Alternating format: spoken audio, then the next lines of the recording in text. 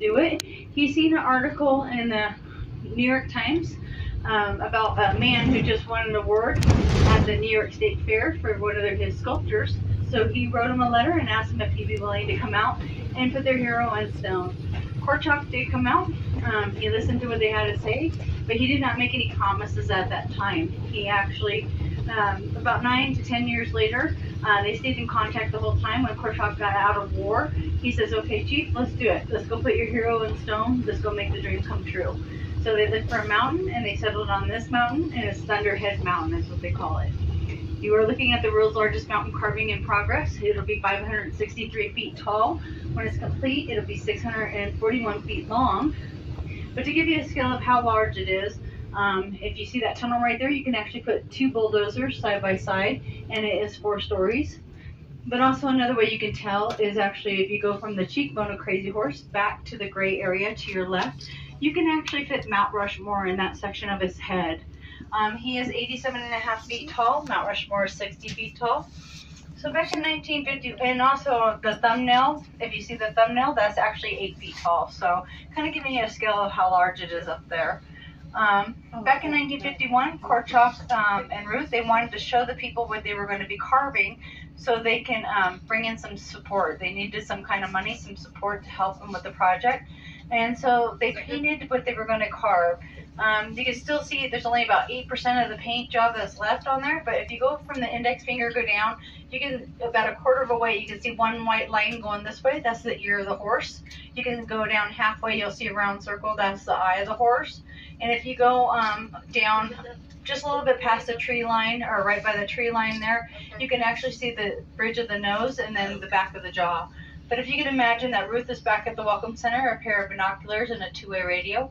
Her husband's hanging from a 1-inch rope, paintbrush in hand and a gallon of paint, and she's telling him exactly how to paint it on there. So 176 gallons later, he gets down. He's all happy. She says, "What are you so happy for?" He said, "You didn't ask me for a second coat." So we do work on this mountain 5 days a week. We have a crew of 14 all year round, and then we go up to a crew of 20 during the summertime. But believe it or not, we actually get most of our work done here in the wintertime here. This mountain has more iron in it, so it draws electricity. So if we have lightning within 15 miles from here, we are all pulled away from the mountain. We have to get away from the mountain for 30 minutes and wait until it's all cleared, and then we can go back to work and get back on the mountain. So Ruth and Korchak, they did have 10 kids. They had 5 girls and 5 boys. The 5 girls helped Mom run a dairy farm and greet the guests when they came down the driveway. The 5 boys actually ran a lumber yard here and helped Dad with the carving of the mountain. So that tunnel, before that tunnel was here, there was actually stairs that were there. There were 741 stairs to be exact. Korchak used to climb up there. He'd be drilling a hole, and that oil compressor down at the bottom would always go kaput, kaput, kaput. He'd climb back down there, hand crank that thing back to life, and then get back up there and hope to get the rest of his holes done. It took him about 10 years, and then he changed direction. He says, "Okay, there's got to be a different way." So he blasted from the backside to the front of the mountain, and today it is still the hardest thing that they've ever done, and it's about 170 feet blast that he blasts through. So we do have 3 of the original children involved in the mountain. We have Monique. She oversees the carving and making sure it stays the way her dad designed it. And then we have Vika. She runs the snack shop, the restaurant, and the gift shop and the buses. And then we have Mark. Mark takes these big rocks, breaks them down into smaller rocks for a rock box, and then he does the gravel for our roads here. His office is over here on the rock quarry on the driver's side. He also takes care of the forest around here as well for us. So the number one question I always get is, when is this going to be done?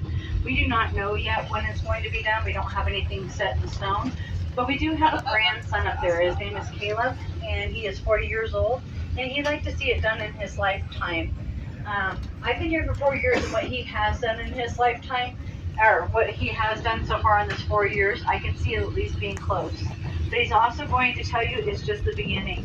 The focus here is the humanitarian part of it. They want to have a full university. They want to have a medical training center, and then also a culture center that preserves all Native heritage. So if you guys want to get your cameras ready, you guys are going to be able to take a picture on this side of the mountain. I will turn around and the passenger side can get their picture. This will be the only time you see this part of the mountain. Meanwhile, I'm going to talk about this bulldozer in front of us. This bulldozer is actually the one that Kashmir was in when he was pushing a boulder off the top of the mountain. It fell about 70 feet down. It did land on its tracks and running. He did jump off of it. His dad seen him up there dusting himself off and asked him if he was okay. He said yes, he is okay. And his dad said, well, you got it in there, now figure out how to get it out. So him and his brothers got it out, and they named it the Flying Cat. So this road right here to my left up here, this is the access road that we have to the top of the mountain. We do have a workshop up there, and we also now have water. They dug a 1,000-foot well, and so they have water to where they don't have to haul it anymore. Turn around. So we've been working hard. I've been a part of this place for 4 years, and what they have done for this crane, we've always been talking about it coming in and stuff, and it's finally here. Last week they got most of it up, and then yesterday was the final where they got it up, and then today they've been testing it and making sure that it's doing what it's going to be supposed to do. They have everything complete on the carving behind that crane. They have that whole arm done.